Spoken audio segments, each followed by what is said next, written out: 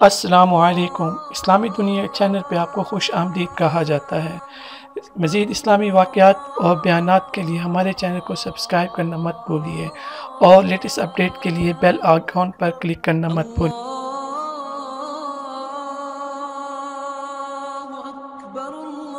ونصلي على رسوله الكريم أما بعد قال الله تبارك وتعالى في كلامه المجيد أعوذ بالله من الشيطان الرجيم بسم الله الرحمن الرحيم يا أيها الذين آمنوا اتقوا الله حق تقاته ولا تموتن إلا وأنتم مسلمون صدق الله العلي العظيم۔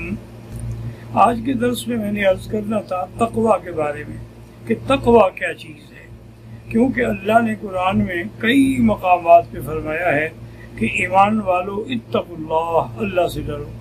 اسی طرح رمضان المبارک کے بارے میں بھی اللہ نے فرمایا کہ یا ایھا الذین آمنوا کتب علیکم الصیام کما کتب علی الذین من قبلکم لعلکم تتقون، تاکہ تم تقوی حاصل کر سکو۔ اسی طرح اللہ نے قرآن میں فرمایا ہے ان اکرمکم عند اللہ اتقاکم، اللہ کے ہاں عزت والا وہ ہے جو سب سے زیادہ ڈرنے والا ہے، سب سے زیادہ تقوی کا اختیار کرنے والا ہے۔ اور اسی طرح اللہ نے فرمایا وَمَن يُعَظِّمْ شَعَائِرَ اللَّهِ فَإِنَّهَا مِن تَقْوَى الْقُلُوبِ، جو لوگ اللہ کے شاعر کی تعظیم کرتے ہیں یہ بھی دلوں کا تقوی ہے۔ اور اسی طرح اللہ نے فرمایا مَن يَتَّقِ اللَّهَ يَجْعَل لَّهُ مَخْرَجًا، جو آدمی متقی بن جاتا ہے اللہ اس کے لیے مشکل سے نکلنے کے راستے خود پیدا فرماتے ہیں۔ وَيَرْزُقْهُ مِنْ حَيْثُ لَا يَحْتَسِبُ، اور اس کو ایسے مقام سے رزق عطا فرماتے ہیں جہاں سے اس کو کبھی گمان بھی نہیں ہوتا ہے۔ گیلان کے علاقے سے یہ بڑا مشہور علاقہ تھا جس میں حضرت عبدالقادر جیلانی رحمۃ اللہ علیہ جن علاقوں میں پیدا ہوئے، وہاں ایک نوجوان تھے جو بڑے ہی متقی، بڑے ہی پرہیزگار اور اللہ کے احکام کی پابندی کرنے والے۔ ایک دفعہ وہ روزے کے ساتھ تھے اور ایک چھوٹے سے ندی کے کنارے پہ چل رہے تھے اور انہیں شدید بھوک لگی ہوئی تھی۔ وہ سوچ رہے تھے کہ یا اللہ میں کیا کر سکتا ہوں، میرے پاس کھانے کو تو کچھ نہیں ہے۔ پھر سوچا کہ چلو ندی تو ہے نا، پانی پی کے افطار کر لوں گا۔ اسی اثنا میں دیکھا کہ ایک سیب جو ہے وہ تیرتا ہوا آ رہا ہے، تو انہوں نے اپنے اس بھوک کے غلبے کی وجہ سے فوراً سیب کو پکڑ لیا اور سیب بھی کھایا اور پانی بھی پیا، افطار کر لیا۔ جب افطار سے فارغ ہوئے تو یکدم خیال آیا کہ اللہ عالم یہ سیب کس کا تھا، میں نے تو بغیر تحقیق کیے ہوئے کھا لیا ہے۔ حالانکہ تحقیق ضروری تھی، کیونکہ حدیث میں آتا ہے حضور نے فرمایا کہ میں گھر میں آیا تو میں نے دیکھا کہ ایک کھجور پڑی ہے، لیکن مجھے خیال آیا کہ کہیں خدا نہ کرے یہ صدقے کی نہ ہو، کیونکہ اگر صدقے کی ہو تو مجھے کھانا منع ہے، تو اس لیے اس کو حضور نے چھوڑ دیا، نہیں کھایا، تاکہ تقوی پر عمل فرمایا اور مشتبہ چیز کے بارے میں دخل نہ دیا۔ تو وہ اس نے پھر سوچا کہ اس کا حل یہ ہے کہ اسی ندی پر جہاں سے وہ سیب آیا تھا نا، اسی کے الٹا راستے سے چلتے چلتے دیکھا کہ آگے ایک سیب کا بہت بڑا باغ ہے اور اس سیب کی ٹہنیاں جو ہیں وہ اس ندی کی طرف جھکی ہوئی ہیں اور اس سے کئی پھل بھی لگے ہوئے ہیں۔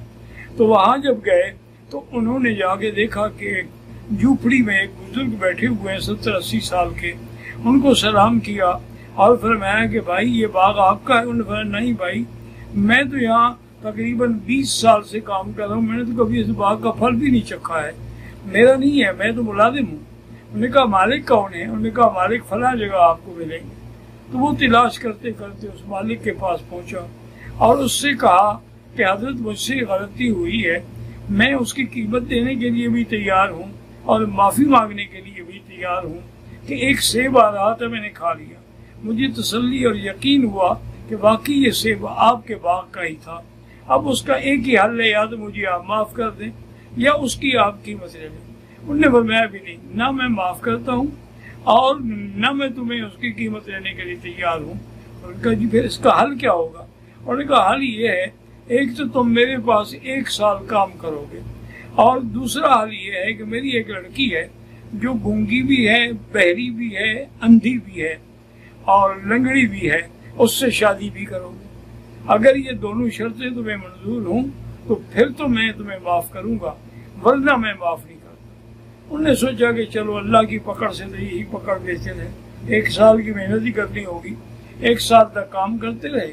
1 سال کے بعد انہوں نے شادی کر دی، شریعت کے مطابق نکاح کر دیا، اور نکاح کرنے کے بعد اس کو لے کے آئے، فرمایا کہ بھئی یہ جو مکان ہے نا، یہ میں نے اسی لڑکی کے نام پر رکھا ہوا تھا، اب یہ اس کا ہے، اور اسی میں وہ تمہاری ہونے والی دلہن جو ہے وہ کمرے میں موجود ہے، اب آپ اس مکان میں جا سکتے ہیں۔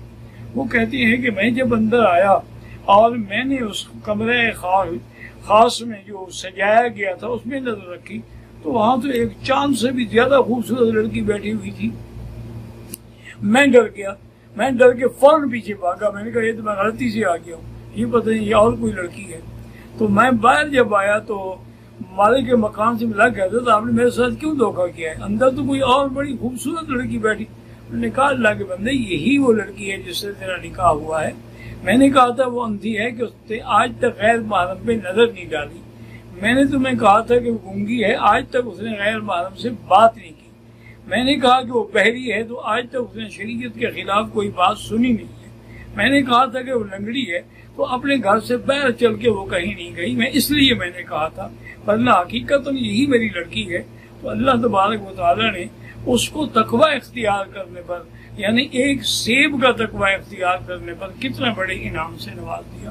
تو تقوی ایک ایسی اہم چیز ہے، اس لیے حکم ہے کہ انسان ہر حال میں ہر وقت یہی سوچتا رہے کہ کہیں مجھ سے یہ گناہ کا کام نہ ہو جائے۔